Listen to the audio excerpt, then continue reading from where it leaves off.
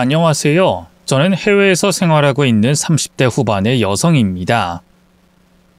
삶은 후회의 연속이라는 말을 저는 뼈저리게 느끼면서 살았습니다. 바보같이 제 몸에 새기면서 말이죠. 그래서 시간을 돌리고 싶을 때가 너무 많아요. 그중 가장 돌아가고 싶은 시간은 이제는 이 세상 사람이 아닌 남편을 만났을 때입니다. 다시 그날로 돌아가 남편을 만난다면 그이에게 정말 잘해줄 거예요. 그리고 전과 달리 겪지 않아도 될 일을 겪지 않도록, 또 지금까지도 제 곁에 남아있을 수 있도록 제가 신경 써주고 싶네요. 그럼 제가 왜 그때로 돌아가고 싶어 하는지, 또 그때로 돌아가고 싶을 만큼 후회하는지 사연으로 소개해 보도록 하겠습니다. 저는 아버지가 없이 태어난 유복자였습니다. 엄마가 절 임신하셨을 때 친아버지가 그만 사고로 돌아가셨고, 엄마는 임신한 몸으로 과부가 되어 홀로 저를 낳아 키우셨어요. 넉넉하지도 않은 형편에 여자 혼자 자식을 낳아 기르려고 하니 얼마나 힘들었을지 감히 제가 상상조차 할 수 없었죠. 그렇게 엄마는 절 어렵게 키워야 하셨습니다. 젊은 나이에 과부가 된 엄마를 안타깝게 생각했던 주변에서는 저희 엄마에게 재혼을 권하기도 하셨는데, 그런 와중에 저희 엄마에게 관심을 가지는 분이 있었습니다. 평소 저희 엄마를 잘 챙겨주고 도와주던 아저씨였는데, 그 아저씨가 저희 엄마에게 마음이 있었는지 끈질기게 구애했고, 결국 엄마는 아저씨와 재혼하게 되셨습니다. 그렇게 저와 엄마를 도와주던 아저씨는 제 양아빠가 됐고, 저에게는 새로운 식구가 생기게 됐어요.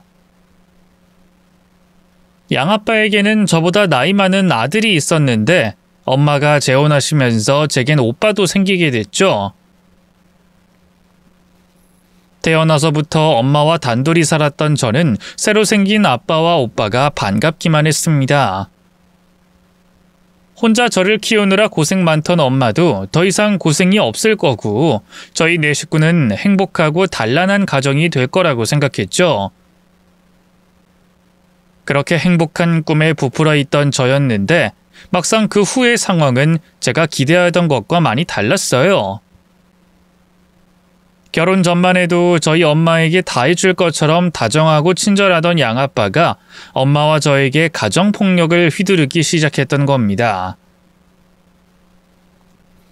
밖에서 스트레스 받는 일을 우리에게 화풀이라도 하는 건지 양아빠는 엄마와 절 이유 없이 때리곤 했어요. 힘이 없던 저와 엄마는 양아빠에게 반항 한번 하지 못하고 당할 수밖에 없었고, 그럴수록 폭력의 수위는 점점 더 심해지기만 했죠. 그런 양아빠는 생활비도 제대로 갖다 주지 않았고, 노름한다며 엄마가 밖에서 힘들게 벌어온 돈까지 빼앗아 갔지만, 그렇게 당하면서도 엄마는 양아빠와 헤어질 생각을 하지 못하셨어요.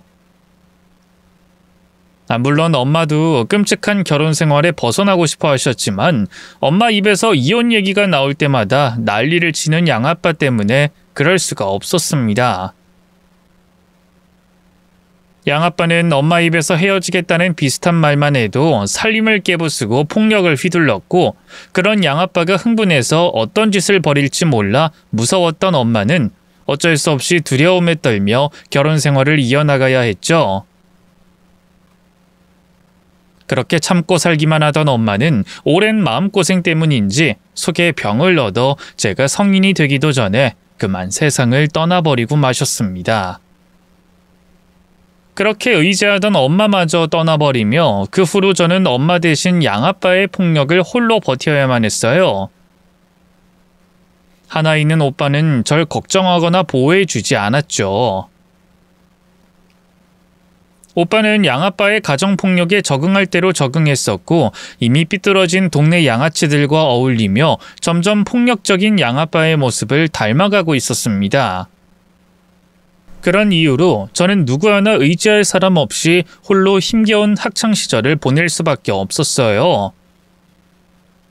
그렇게 매일 벗어나고 싶은 가정 환경을 참아내던 저는 20살이 되자마자 집을 뛰쳐나와 혼자 살아가게 됐습니다. 돈 한 푼 없이 집을 나와 오갈 곳 없는 신세였지만 더 이상 괴롭히는 양아빠가 없다는 사실에 마음만은 편안했어요. 그렇게 저는 찜질방 전전하며 어떻게든 먹고 살기 위해 애를 썼습니다. 그렇게 1년, 2년 시간이 지나며 홀로 서기가 익숙해지고 아르바이트를 하며 돈을 벌면서 생활은 좀 나아졌지만 그럼에도 살기가 힘든 건 매한가지였죠. 아르바이트를 해서 버는 돈은 한 달 생활비를 하기에도 버거웠고 모으는 돈 없이 근근히 살아가다 보니 인생이 참 피곤하고 힘들더라고요. 하지만 저는 양아빠를 벗어난 것에 만족하며 어떻게든 이를 악물고 열심히 살아가려 했습니다. 그렇게 버티고 살다 보면 언젠가는 지금보다 나은 미래가 오지 않을까 기대하며 말이죠. 그런데 그렇게 희망을 품어가던 제 앞에 피하고 싶었던 오빠가 나타나며 전 다시 괴로운 상황에 부닥칠 수밖에 없었습니다. 대체 어떻게 알았는지 오빠가 절 찾아와서는 돈이 필요하다며 돈을 빌려달라고 하더라고요. 야, 지혜야, 너 말도 없이 그렇게 사라졌어. 너 집 나가고 아버지랑 나랑 너 걱정을 얼마나 한 줄 알아? 여긴 어떻게 알고 찾아왔어? 왜 온 거야? 왜라니? 너 무슨 말을 그렇게 섭섭하게 하냐? 오빠가 동생 찾아오는 게 뭐 이상한 일이야? 아니, 너한테 식구라고는 우리밖에 없는데 어디서 어쩌고 사는지 정도는 알아야지. 근데 뭐 보니까 내가 걱정하지 않아도 되겠네. 우리 지 아주 잘 먹고 잘 살았구나. 그럼 오빠 좀 도와줘라. 아, 내가 요즘 사정이 너무 안 좋아서 말이야. 돈이 좀 필요한데 돈 좀 빌려줄래? 시간이 지나며 양아빠를 훨씬 더 많이 닮게 됐는지 오빠가 제 기억 속 끔찍했던 양아빠의 모습 그대로 나타났습니다. 그러고는 제게 돈을 빌려달라고 돈을 뜯어내더라고요. 저도 힘들게 번 돈을 내어주고 싶지는 않았지만 오빠의 폭력성을 알고 있던 저는 그런 오빠의 말을 거절할 수가 없었습니다. 그렇게 오빠는 매번 저를 찾아와 돈을 빌려갔고 오빠가 제 돈을 갚을 거라는 기대가 없었던 저는 더 이상 돈을 빌려주고 싶지 않았지만 그럴 수가 없었습니다. 빌려달라는 횟수가 잦아지자 이유를 자세히 캐묻는 제게 오빠가 화를 내더니 그때부터 절 위협하며 억지로 돈을 빼앗아가기 시작했거든요. 오빠, 나도 근근히 먹고 살아. 자꾸 이렇게 돈 빌려주기 힘들어. 갚겠다고 하고 갚은 적도 없으면서 매번 그 돈을 어디다가 쓰는 거야? 야, 오빠가 다 쓸 데가 있다니까 뭘 자꾸 물어? 이유라도 알아야 돈을 빌려주지. 어디다 쓰려고 그러는지 말이라도 해줘야 하는 거 아니야? 도대체 돈이 어디 필요한 건데? 설마 오빠도 아빠처럼 도박하는 건 아니지? 야! 내가 물어보지 말라 그랬지? 내가 도박에 쓰던 하늘에 뿌리든 네가 뭔 상관이야? 넌 그냥 입 다물고 돈이나 내놓으면 되는 거야. 너 나한테 대드냐? 이게 머리 좀 컸다고 이제 오빠가 오빠로 보이지도 않아? 어? 네가 요즘 안 맞아서 그러나 본데 어디 나도 아빠처럼 해줄까? 옛날처럼 얻어 맞아봐야 정신 차리겠지. 제 딴에는 반항을 해보기도 했지만 양아빠와 똑같은 오빠의 모습에 저는 무기력하게 당할 수밖에 없었어요. 그렇게 힘들게 번 돈을 빼앗기던 저는 이럴 거면 뭐하러 열심히 사나 싶어 마지막으로 죽을 각오를 하고 악을 쓰게 됐습니다. 더 이상 나 찾아오지 마. 나 먹고 죽을래도 돈 없어. 계속 이렇게 살 거면 내가 뭐하러 살아? 그냥 죽자. 나 죽고 오빠도 죽고 우리 다 죽어버리자고. 그러자 오빠도 당황했는지 그 후로 제 앞에 나타나지 않더라고요.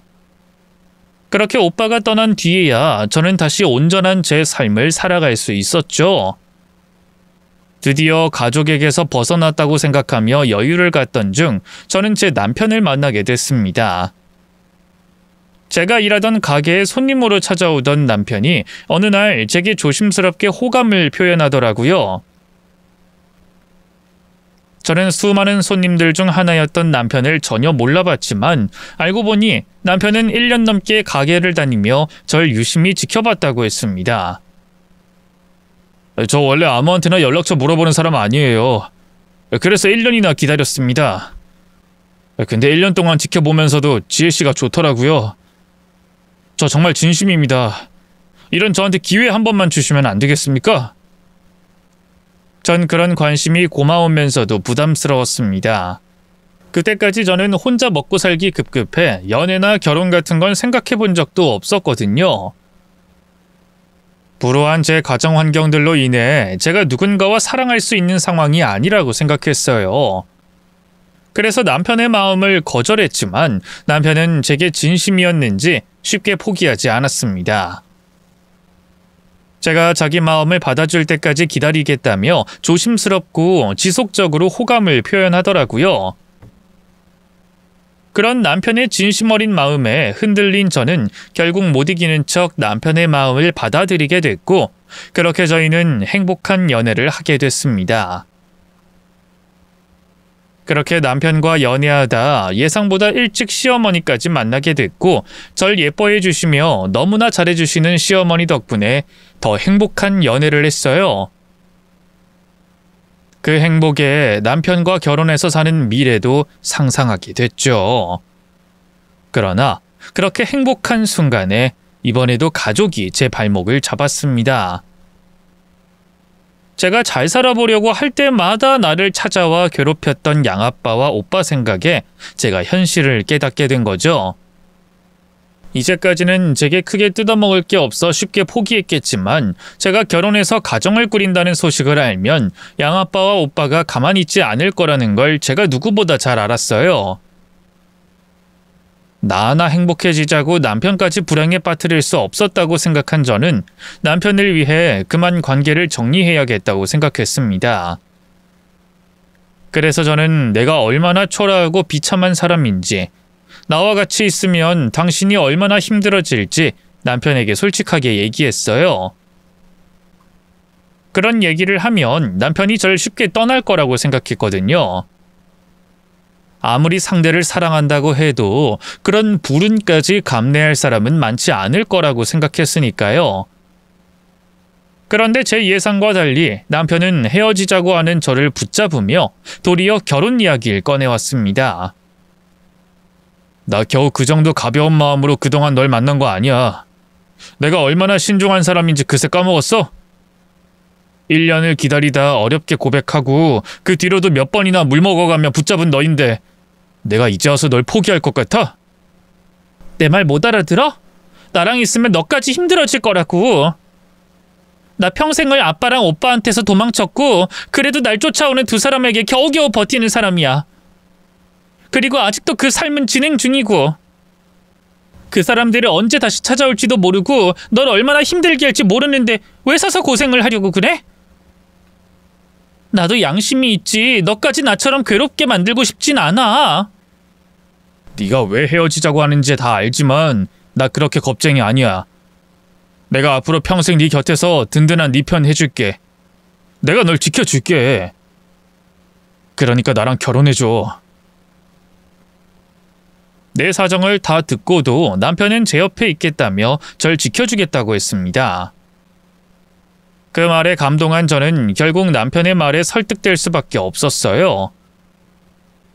그동안은 혼자 힘들게 버텨냈지만 그 사람과 함께라면 내 인생도 달라질 수 있지 않을까 작은 기대를 하게 됐던 거죠. 그렇게 저희는 결혼을 약속하게 됐고 저희는 함께 시어머니께 찾아가 제 이야기를 하게 됐습니다. 반대하시더라도 어머니께 솔직하게 얘기하기로 했던 거죠. 그런데 놀랍게도 시어머니는 제 이야기를 다 들으시고도 절 반대하지 않으셨습니다. 개의치 않아 하시며 오히려 절 보듬어 주시는데 그 따뜻함에 전 참았던 눈물이 터질 수밖에 없었어요. 아이고, 그동안 혼자 얼마나 힘들었을 거야. 누구 하나 위로해주는 사람도 없이 말이야. 그래, 그동안 고생 많았지만 이젠 혼자 버티지 말아라. 우리가 있으니까 걱정하지 말고. 앞으로 내가 보듬어주고 위로해주마. 그러니 훌훌 털어버리고 우리 식구가 되어다오. 그렇게 저를 걱정해주는 두 사람 덕분에 저는 다시 희망을 가졌습니다. 내게도 드디어 좋은 가족이 생겼으니 이번엔 정말 다를 거라고 생각하며 전 남편과 결혼식을 올리게 됐죠. 그리고 속으로는 제발 양아빠와 오빠가 다시는 절 찾아오지 않길 바라고 있었어요. 하지만 역시나 그 두 사람은 제 행복을 끝까지 허락하지 않았습니다. 결국 제 결혼 소식이 두 사람 귀에까지 들어가 버렸고 양아빠와 오빠는 이때다 싶어 절 찾아왔죠. 결혼한 제가 살만해 보인다 싶었는지 다시 돈을 내놓으라고 찾아온 거였어요. 야, 오빠가 동생 얼굴 보기 힘들다? 너 힘들다 하더니 거짓말이었어? 네 주제에 결혼을 다 하고 아주 좋아 보여? 그럼 아빠랑 오빠한테 연락했어야지. 이렇게 입 닫고 몰래 결혼하면 우리가 못 찾아올 줄 알았어? 뭐 하시는 겁니까? 죄 없는 사람 괴롭히지 말고 저랑 얘기하세요. 그쪽이 내 매제인가? 그럼 이제 우리 매제랑 얘기를 해야 하나? 우리가 먹고 살기 영 힘들어서 말이야. 돈 좀 줬으면 좋겠는데. 여유도 있어 보이는데 설마 가족 모른 척하진 않겠지? 가족끼리는 원래 힘들 때 서로 돕고 그러는 거잖아. 그동안 돈 가지고 이 사람 끈질기게 괴롭혔다고 그러더니 왜 잘 사는 사람 자꾸 괴롭히려고 그럽니까? 난 이유 없이 당신들한테 돈 퍼줄 생각 없으니까 돌아가세요. 이야, 우리 사위 할 말은 하는 놈이네. 근데 어쩌지? 우린 돈 받기 전엔 떠날 생각 없는데. 어디 마음대로 해봐. 남편이 절 대신해 양아빠와 오빠를 상대하려 했지만 남편도 막무가내인 두 사람을 당해낼 순 없었습니다. 남편을 전혀 어려워하거나 겁내지 않는 두 사람에 결국 경찰까지 부르며 양아빠와 오빠를 신고했지만 제가 그 사람들과 가족이라는 이유로 저는 그들을 처벌할 수 없었어요. 그리고 그 인간들 역시 그걸 알고는 그 후로도 계속 저희를 찾아와 돈을 요구하곤 했죠. 결국 참다 못한 남편이 두 사람을 협박까지 했지만 그걸 빌미로 오히려 저한테 남편을 고소하겠다며 남편의 협박으로 돈을 뜯어낼 생각을 하더라고요.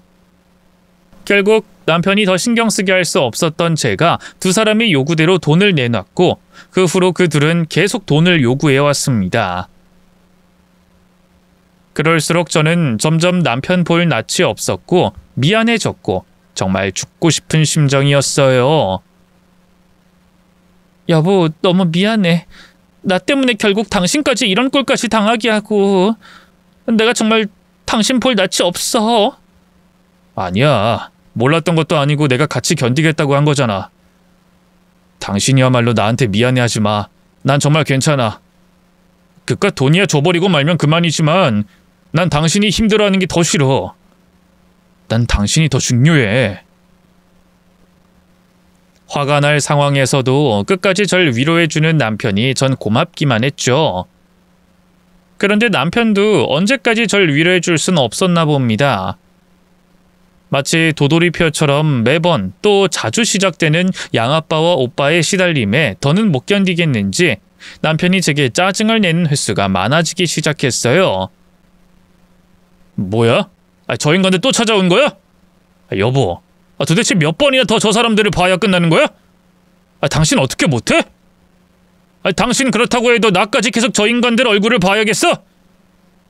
적어도 내게 미안하면 저 인간들 집까지 찾아오지 못하게 해야지. 아니면 어떻게든 연을 끊어봐. 이게 뭐야? 쉬는 날 제대로 쉬지도 못하고 기분은 기분대로 나쁘고. 미안해. 내가 집으로 찾아오지 말라고 말했는데 그런 걸 들어줄 사람들이 아니다 보니까 내가 빨리 돌려보낼게. 그리고 앞으로는 절대 집까지 못 찾아오게 할 테니까 화 풀어. 어떻게 돌려보내는데? 손에 돈 쥐어주는 것 빼고 다른 방법 있어? 그 돈은 누가 저 인간들 돈 주라고 주는 돈이야? 결국 그 돈 우리가 같이 생활하는 돈에서 나오는 거 아니야? 근데 그 돈을 계속 줘? 그것밖에 방법이 없어? 미안해. 내가 최대한 빨리 방법을 생각해서. 생각은 무슨? 지금까지 평생 저 인간들에게 당하고 살았는데 무슨 방법이 있겠어? 아, 됐어. 얼른 나가서 저 인간들이나 쫓아내. 어우, 진짜 주말이든 평일이든 내가 나가서 쉬든가 해야지. 남편이 화내는 게 당연했죠. 저도 화가 나는 일인데 남편이라고 어떻게 계속 제 상황을 이해해주고 배려해줄 수 있겠어요. 너무 당연한 반응이라고 생각해 남편에게 서운하지 않았습니다. 오히려 제가 미안했죠. 그래서 어떻게든 남편이 덜 신경 쓰게 하려고 노력했는데 남편이 보기엔 성에 차지 않았나 봐요. 결국 남편이 어느 날 갑자기 제게 이혼을 요구해 왔죠. 나 더는 이렇게 못 살겠다. 지금까지 저 인간들한테 들어간 내 돈만 해도 얼마인지 당신이 더 잘 알지? 그런데도 저 인간들은 끝을 모르네. 아주 뼛속까지 빨아먹을 생각인가 봐. 근데 난 그렇게까지 당하고 살 생각 없거든? 그러니까 우리 이쯤에서 끝내자. 끝내자고? 그게 무슨 말이야? 혹시 이혼하자는 거야? 이런 말 꺼내서 미안한데 당신도 보는 눈이 있고 생각을 하면 알 거 아니야. 내가 얼마나 힘든지. 저 인간들이 언젠간 정신 차리겠지. 이번에 주는 돈이 마지막이겠지 등등 의미도 없는 기대와 희망을 가지면서 계속 살 순 없어. 이쯤에서 끝내는 게 우리 서로에게 좋을 것 같아. 어차피 결혼한 지 얼마 되지 않아서 헤어지는데 복잡하지도 않잖아. 이쯤에서 끝내도록 하자. 괜히 시간 끌 생각하지 말고 합의 이혼해서 하루라도. 그래, 당신이 원하는 대로 해줄게. 이혼하자. 전부 나 때문에 이렇게 된 일인데 내가 어떻게 당신을 붙잡겠어. 미안해. 그리고 그동안 고마웠어. 당신 덕분에 아주 짧은 시간이었지만 행복할 수 있었어. 이혼 당장 내일이라도 할게. 당신 원하는 대로. 남편이 이혼 이야기를 꺼냈을 때 붙잡을 수도 없었어요. 나 때문에 겪지 않아도 될 일을 겪은 남편이었으니 보내주는 게 옳은 일이라고 생각했죠. 남편도 그동안의 일 때문에 제게 치가 떨렸는지 곧바로 합의 이혼을 신청했어요. 그리고 그날 뒤로 남편의 얼굴도 보지 못한 채 변호사를 통해 합의를 나누고 이혼하게 됐죠. 제게는 하늘이 무너지는 일이었지만 다른 한편으로는 남편이 다시 행복해질 수 있는 시작점이 된 것 같아 기쁘기도 했습니다. 하지만 남편을 생각하는 마음과 달리 제겐 정말 힘든 결정과 순간이었고 슬픔에 빠져 무기력한 하루하루를 보내게 됐죠. 그런 제 앞에 양아빠와 오빠는 눈치도 없이 나타났어요. 그리곤 말도 안 되는 소설을 쓰며 제게 또 돈을 요구했죠. 지혜야, 매제랑 너 뭐 이렇게까지 하냐? 위장 이혼하고 이렇게 나와서 살면 우리가 속을 줄 알았어? 아이, 진짜 너무들 하네. 아버지랑 오빠한테 용돈 챙겨주는 게 그렇게 싫어? 이런 짓을 벌일 만큼? 그러게. 아니, 너희들 참 열심히도 산다. 시간 낭비에 돈까지 쓰고. 근데 우리를 너무 물러보는 거 아니냐? 우리가 이런다고 속을 사람들로 보여? 괜히 쓸데없는 짓 하지 말고 좋게 좋게 말할 때 돈 내놔. 그리고 김서방한테도 장단 맞춰주는 거 이번이 마지막이라고 전해라. 다음번에도 장인 앞에서 큰 소리 치면 그땐 가만히 있지 않는다고 전해. 알겠어? 당신들 같은 사람들은 왜 뒤지지도 않아? 뭐라고? 인간 쓰레기들. 인간 말종 개자식들. 얼마나 사람을 괴롭히려고? 도대체 날 어디까지 몰아세우려고 이러는 건데? 왜 그 사람에게 또 찾아가? 그 사람 앞에 당신들 나타나지 못하게 하려고 이혼까지 한 건데 왜 찾아가냐고? 그냥 날 죽여. 사람 괴롭히지 말라고. 죽이라고. 뭐야? 아이, 지혜 너 왜 그래? 이렇게까지 할 필요 없다니까? 뭐 어떻게 증명해 줄까? 내가 그 사람한테 연락해서 욕이라도 먹는 걸 보여줘? 아니면 내가 혀 깨물고 죽어서 그 사람과 끝이라는 걸 증명해줘? 그럼 믿겠어? 제발 나 하나 말려 죽이는 걸로 만족해. 나 하나 괴롭히는 걸로 끝내라고. 그리고 나 당신들한테 줄 돈 없어. 자, 뒤져봐. 내 통장이건 뭐건 다 뒤져서 찾아보라고. 당신들 줄 돈이 있는지. 뭐야? 너 진짜 김서방이랑 이혼했어? 야, 이 바보야. 네가 김서방과 이혼하면 어쩌자는 거야? 아이씨, 정말. 그래도 너 재산분할은 받은 거지? 그냥 빈털터리로 나온 건 아니지? 그러니까 직접 확인해 보라고. 그리고 내가 어떻게 그 사람한테 재산을 나눠달라고 해? 오히려 당신들 때문에 내가 그 사람에게 줘야 하는 거 아니야? 당신들이 더 잘할 거 아니야? 아니, 뭐야? 그럼 너 진짜 개털이야? 아이, 바보 같은. 아이씨, 괜히 시간만 버렸네. 에이씨. 어떻게 너는 우리한테 도움이 안 되냐? 됐다. 이제 너 원하는 대로 네 앞에 안 나타날 테니까 알아서 잘 살아라. 저와 남편이 쇼가 아닌 진짜 이혼했다는 걸 알게 된 두 사람은 더 이상 제게 빼먹을 게 없다는 걸 알고는 사라졌어요. 그리고 오랫동안 제가 바라던 것처럼 제 앞에 나타나지 않았죠. 하지만 하나도 기쁘지 않았습니다. 남편과 헤어진 순간 저 자신도 죽은 것과 다름이 없었으니까요. 하루하루 어쩔 수 없이 살아가는 감정 없는 사람이 되어 지내게 됐죠. 그러다 남편과 이혼한 지 딱 한 달이 지났을 때였습니다. 시어머니께서 제게 연락하셨죠. 남편과 이혼한 뒤 처음 시어머니께서 연락을 주신 거라 선뜻 전화를 받기가 어려웠지만 이렇게 연락을 하신 건 이유가 있을 거라고 생각해 전화를 받았어요. 그런데 전화를 받자마자 충격적인 소식을 듣게 됐습니다. 이혼한 남편이 세상을 떠났다는 말이었어요. 그것도 사고가 아닌 병으로 말이죠. 이혼한 사이였지만 남편을 사랑하는 마음은 여전했고 저 때문에 남편이 받지 않아도 될 고통을 받다 이혼까지 하게 됐다는 마음의 부채가 있었던 저로서는 남편의 죽음이 제 탓처럼 느껴졌습니다. 그런 죄인인 제가 감히 남편의 장례식장을 찾아갈 자격이 있나 싶었어요. 하지만 시어머니께서 직접 연락까지 주셨는데 가지 않는 것도 도리가 아니다 싶었죠. 그래서 무거운 발걸음을 뛰어 남편의 장례식장을 찾아갔어요. 그곳에서 남편의 영정사진을 보고 그 사람이 세상을 떠났다는 걸 실감하게 됐고요. 남편과 이혼한 제가 그곳에서 그러면 안 됐지만 눈물이 터져 나왔습니다. 오열하며 남편에게 미안하다고 계속 되뇌고 있었죠. 그러자 어머님께서 제 곁으로 오셔서 저를 다독여 주셨어요. 제 탓이 아니라며 말이죠. 그리곤 제게 편지 봉투 한 장을 건네셨습니다. 아가, 울지 마라. 너 때문 아니야. 어디 병이라는 게 누구 때문이고 이유가 있어서 생긴다니. 또 암이라는 게 젊은 사람이든 나이 든 사람이든 가리지 않고 생기지 않니. 다 자기 팔자고 제명이 있는 거지. 아니에요. 이 사람 저 때문에 병이 생긴 거예요. 이 사람 저만 만나지 않았어도, 저 때문에 겪지 않아도 될 일 겪으면서 스트레스만 받지 않았어도 이렇게 젊은 나이에 세상 떠나지 않았을 거라고요. 애초에 저 같은 여자가 이 사람을 만나면 안 됐어요. 저보다 훨씬 좋은 여자를 만날 수 있는 사람이었는데, 얼마든 행복하게 더 건강히 살 수 있는 사람이었는데, 저 때문에?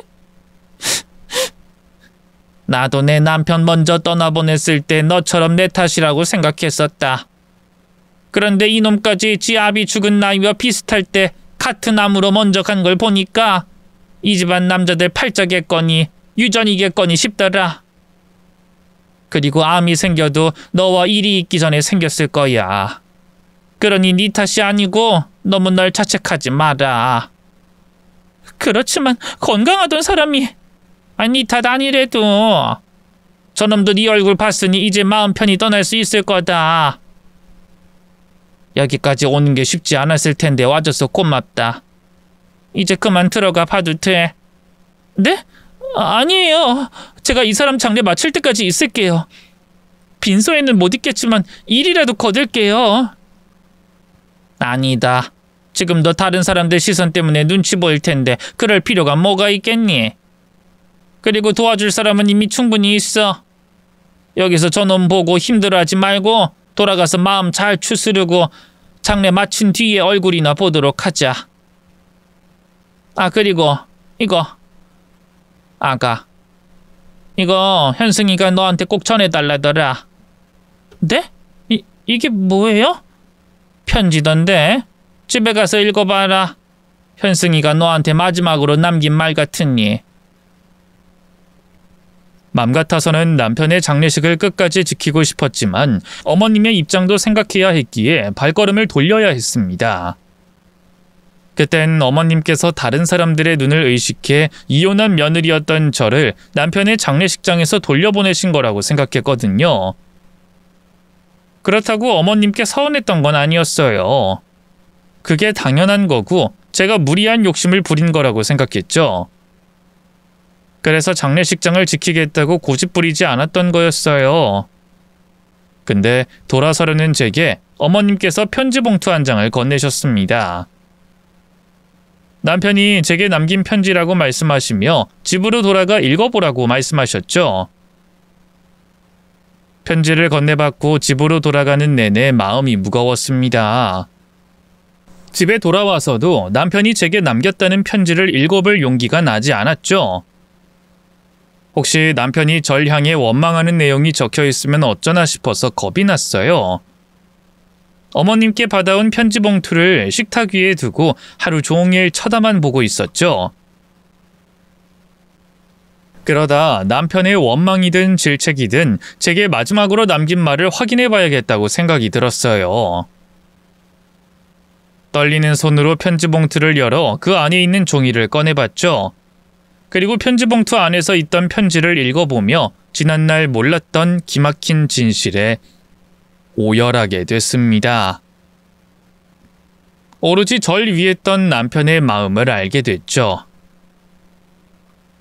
당신이 이 편지를 읽고 있을 땐 난 이미 이 세상 사람이 아닐 거야. 이런 식으로 당신에게 마지막 인사하게 돼서 많이 미안해. 그런데 이럴 수밖에 없는 날 이해해주고 용서해주길 바래. 아무리 생각해도 이런 방법밖에 없다고 생각했거든. 모든 걸 깔끔하게 처리하려면, 그리고 당신을 행복하게 만들어주려면 말이지. 아마 당신은 지금 내가 무슨 말을 하는지 몰라 어리둥절할 거야. 또 갑작스럽게 내가 죽었다는 소식을 듣고 많이 놀랐을 거고. 어쩌면 내가 암에 걸린 걸 자책하며 당신 탓을 할지도 모르지. 근데 당신 탓 아니야. 그리고 내가 암이라는 거 이미 한참 전에 알고 있었어. 병원에서는 오래전부터 진행된 것 같다고 했고 치료해도 살 가능성이 얼마 없다고 했지. 그러니까 당신 탓이라고 자책하지 마. 내가 내 몸을 관리하고 신경 써야 했는데 그걸 못한 거니. 그럼 이제부터 어떻게 된 일인지 설명하도록 할게. 당신과 이혼하기 9개월 전에 몸이 이상하다는 걸 느꼈어. 처음엔 당신이 당신 아버지와 오빠에게 괴롭힘 당하는 일 때문에 내가 신경을 써서 일시적으로 몸 상태가 안 좋다고 생각했는데 병원을 가서 검사를 받아보니 내가 암이라는 걸 알게 된 거야. 우리 아버지께서 걸렸던 췌장암 말이지. 이미 진행될 대로 진행된 상황이라 치료를 받아도 기대하기 힘들다는 말에 치료받아 낫겠다는 생각이 들지 않더라. 거기다 내가 누구보다 잘 알잖아. 우리 아버지가 나와 같은 병에 걸렸으니. 우리 아버지 정말 누구보다 강하신 분이었고 가족을 위해 낫고자 하는 열망이 강하신 분이었어. 그렇게 치료도 운동도 식단 관리도 열심히 하셨던 분이 결국에 쇠약해지시고 쓰러지시는 과정을 모두 봤으니 힘이 솟지 않더라고. 병원에서도 회의적으로 말했고. 그런데 그 순간에도 내 머릿속에 먼저 든 생각은 당신이었어. 내가 세상을 떠나고 당신 혼자 남겨진 다음이 말이지. 그 당시에 당신 곁에 나와 우리 어머니가 있는데도 전혀 개의치 않고 당신에게 찾아와 돈을 요구하는 당신 아버지와 오빠 생각에 걱정이 됐던 거지. 그런데 나마저 당신 곁에서 사라진다면 그 인간들이 당신을 얼마나 못살게 굴겠어. 더욱이 내가 죽으면 내 재산을 당신이 상속받게 될 텐데 그땐 당신에게 맡겨놓은 돈이라도 되는 것처럼 더 심하게 굴 게 뻔하고 내 협박도 경찰도 법도 무서워하지 않는 불안당 같은 놈들인데 그래서 내가 죽고 난 다음에 그놈들로부터 시달리게 될 당신을 어떻게 보호해야 할지 고민하기 시작했어. 변호사를 찾아가기도 했고 전직 형사였던 탐정을 찾아가 자문을 받아보기도 했지. 그런데 마땅한 방법이 없더라고. 결국 그 인간들과 가족이라는 이유만으로 당신이 일을 당한 다음에나 죄를 물을 수 있었고 그마저도 솜방망이보다 약한 처벌이었지. 거기다 당신 아버지나 오빠라는 인간들 법을 무서워할 사람들도 아니잖아. 그래서 심부름센터나 깡패를 이용해서 당신을 보호할 생각까지 했어. 그런데 내가 죽고 난 뒤에 그 약속을 지킬 거라는 보장이 없잖아. 그래서 포기했어. 이후 정말 어떤 답도 없다고 생각하다가 한 가지 생각이 떠오르더라. 결국 당신 아버지와 오빠로부터 당신이 쓸모없는 존재가 된다면 그땐 당신 곁을 떠날 거라는 생각이 말이지. 그리고 그놈들에게 쓸모없는 존재는 결국 돈을 더 이상 뜯어낼 수 없는 상황의 당신일 테니 내가 당신을 그들에게 쓸모없는 존재로 만들면 된다고 결론 내렸어. 그럼 내가 당신 곁을 떠나야 했고 이혼하게 된 원인을 당신으로 몰아야 했지.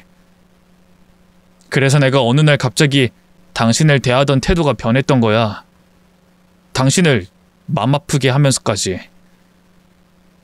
그때 내가 당신에게 쏟아냈던 말들은 정말 미안해. 나도 그렇게까지 할 필요가 있을까 싶었지만 그렇게 해야 당신이 내 곁을 떠나줄 거라고 생각했어. 만약 이 모든 게 내 계획이라는 걸 당신이 알게 된다면, 그리고 혹시라도 그러는 와중에 내가 아프다는 것까지 알게 되면 당신이 내 곁을 절대 떠나지 않을 거라는 걸 알았으니까. 아마 그랬다면 당신은 내 병수발을 끝까지 들겠다고 고집을 부렸겠지. 난 날 병수발 들며 가슴 아파하는 당신을 지켜봐야 했을 테고. 그럴 순 없다고 생각했어. 그래서 마음에도 없던 모진 말을 했던 거고 당신 탓을 하며 이혼했던 거야. 그럼 당신이 내게 요구하는 것 없이 이혼해 줄 거라는 걸, 그럼 당신 아버지와 오빠도 당신에게 더 이상 뜯어먹을 게 없다는 걸 알고 사라질 거라는 걸 알았으니까. 그렇게 내 계획대로 당신과 이혼했지만 내내 불안했어. 혹시 당신이 나와 이혼한 일에 대해 큰 충격을 받고 삶의 의욕이 사라지면 어떡하나. 혹시 잘못된 선택이라도 하면 어쩌나. 매일매일이 걱정이었지. 그래서 당신을 계속 지켜봤어. 나중에 더는 밖에서 활동하기 힘들어졌을 땐 따로 사람을 붙여서 확인했고. 당신에게도 힘든 시간이었겠지만 그래도 다행히 내 바람대로 잘 버텨주더라. 또 당신 아버지와 오빠, 그 인간들도 당신에게 더 이상 돈 나올 게 없다는 걸 알고 사라져줬고. 그제야 나도 마음을 놓을 수 있었어. 그리고 이제까지 정신력으로만 버티고 있었는지 긴장을 놓으니 육체가 와르르 무너져 버리더라고. 이제 내게 시간이 얼마 남지 않았다는 걸 나 스스로 느끼고 있어. 그래서 당신에게 이 편지를 남기는 거고. 이제부터 중요한 부분인데, 내가 죽고 난 뒤 편지 봉투를 열었을 때 당신은 이 편지와 같이 있던 서류를 보게 될 거야. 당신에게 내 재산 전부를 상속한다는 서류를 말이지. 그 서류는 사본이고 원본은 변호사가 보관하고 있어. 변호사는 우리 어머니께서 알고 있으니 어머니께 여쭤보고 사무실로 찾아가서 상속을 진행하면 될 거야. 근데 누구한테도 상속 관련해서 이야기해선 안 돼. 돈을 받고도 한동안은 지금 산 것 그대로 유지해야 하고. 이유는 왜 그런지 알지? 당신 아버지와 오빠 당신 곁에서 사라졌다고 하지만 혹시 또 모르잖아. 기가 막히게 냄새를 맡고 찾아올 수도 있으니.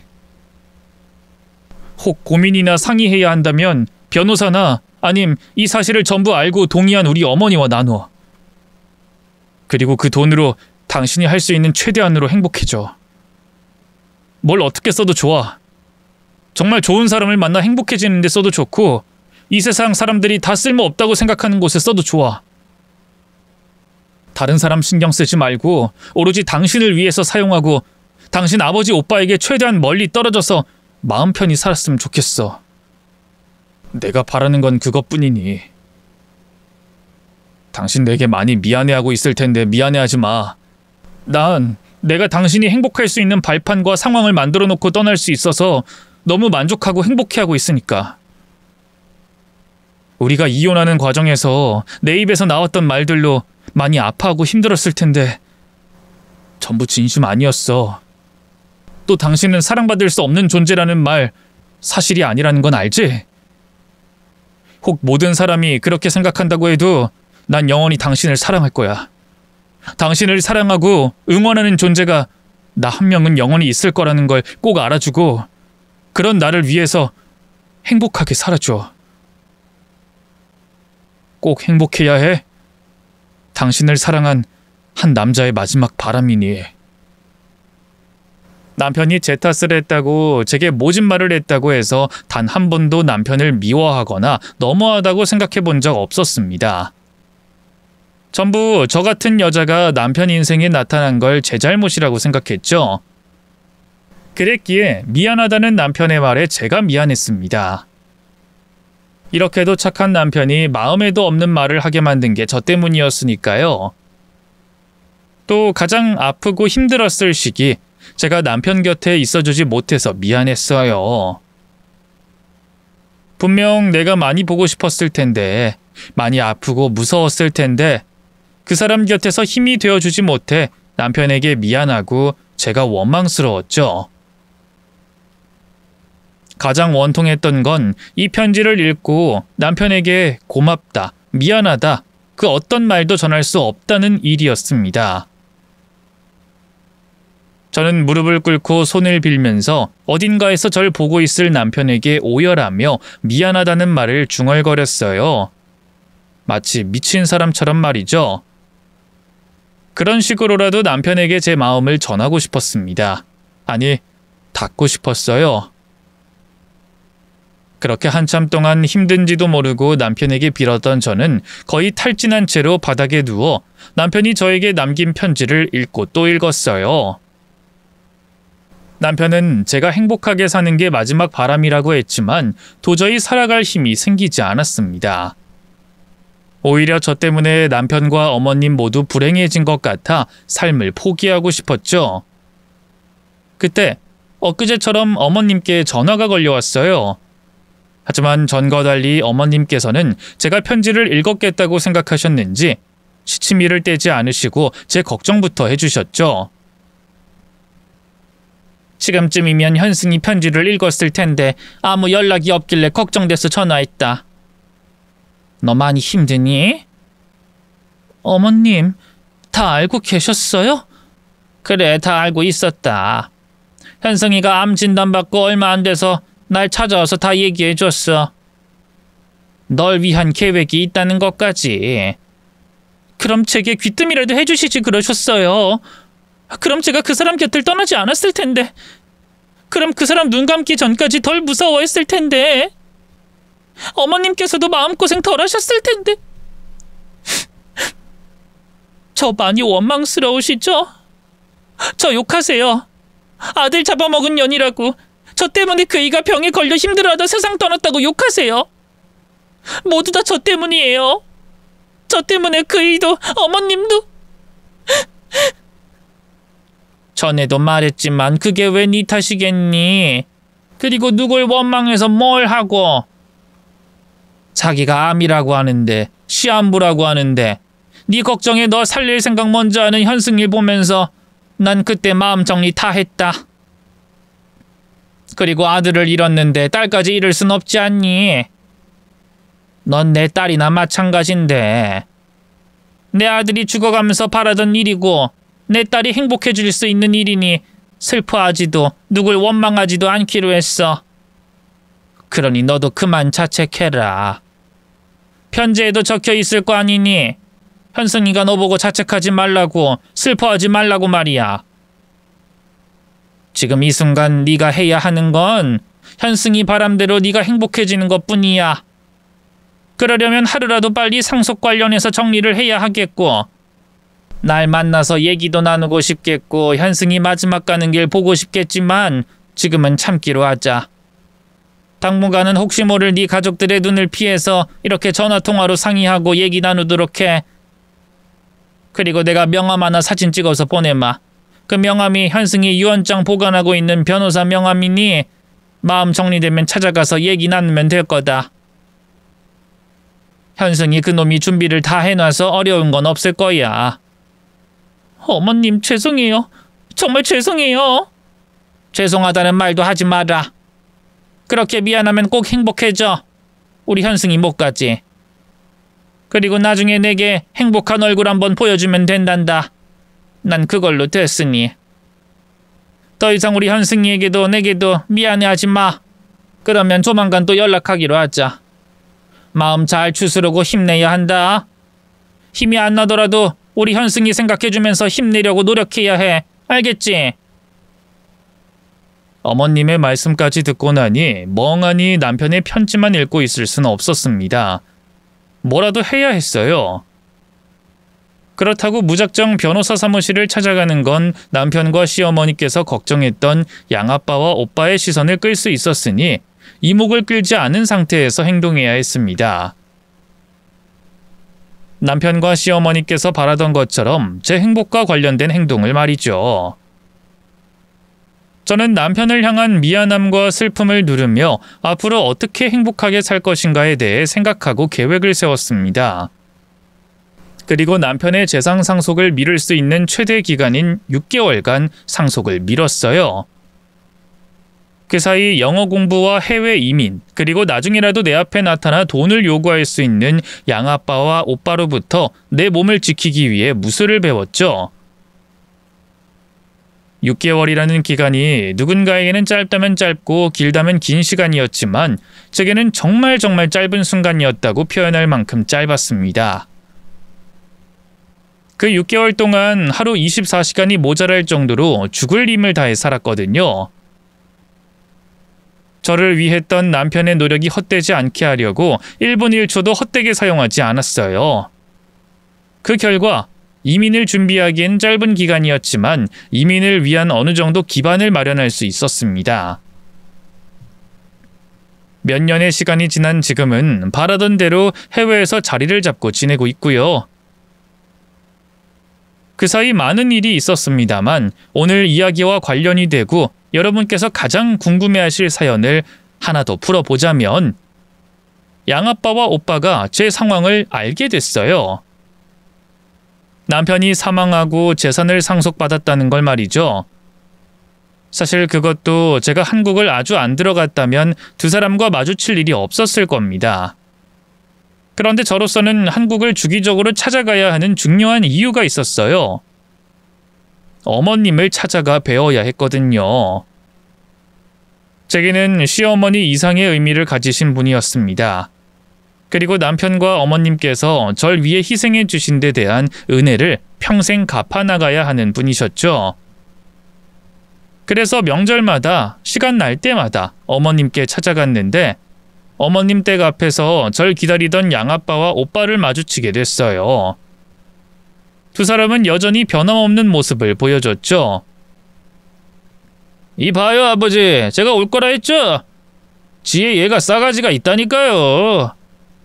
이제 남남인 사람이라고 해도 자기 시어머니였던 사람을 모른 척할 애가 아니에요.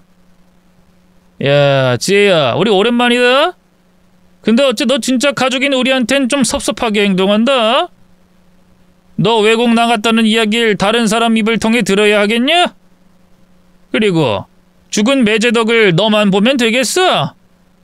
가족끼리 나누고 돕고 살아야지. 자, 우리 카페라도 가서 가족의 나눔에 대한 이야기 좀 나눠볼까? 카페는 얼어 죽을. 말도 안 하고 도망간 걸 생각하면 괘씸해 죽겠구만.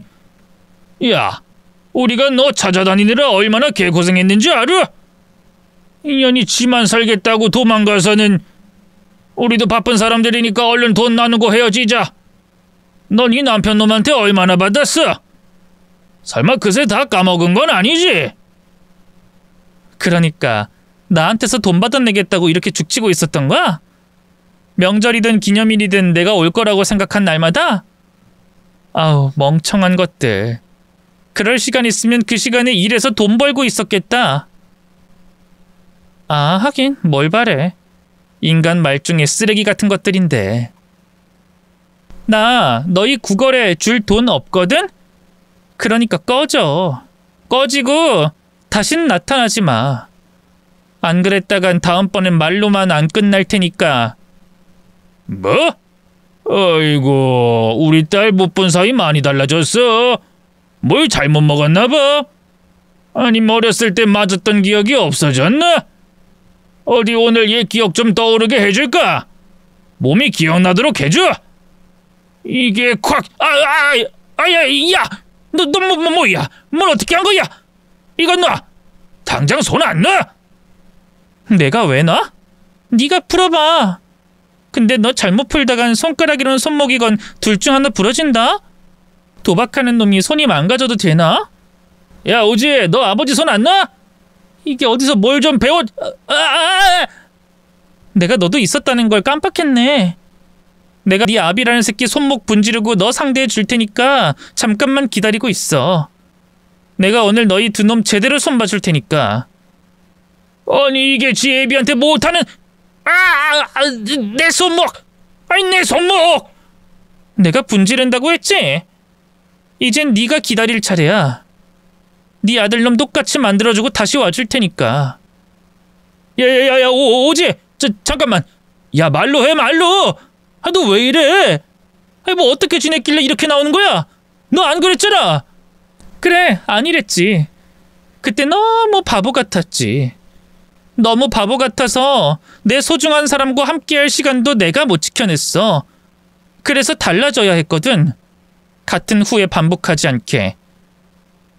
우리 남편이 바라던 대로 행복해지기 위해 내 몸 하나는 지키려고 변했어. 그러니 내 행복을 방해하려는 너희 같은 것들은 아주 산산조각을 내버릴 거야. 자, 내가 네 차례 온다고 했지? 어딜 망가뜨려 줄까? 네 아빠랑 같은 손목? 아니면 얼굴? 전부 다? 해외에 나가서도 꾸준히 운동과 종합격투기를 배웠던 저는 제 행복을 잃지 않기 위해 노력했던 시간과 땀방울에 결과를 얻어낼 수 있었습니다. 양아빠와 오빠의 입에서 비명소리가 나올 수 있게 만들었죠.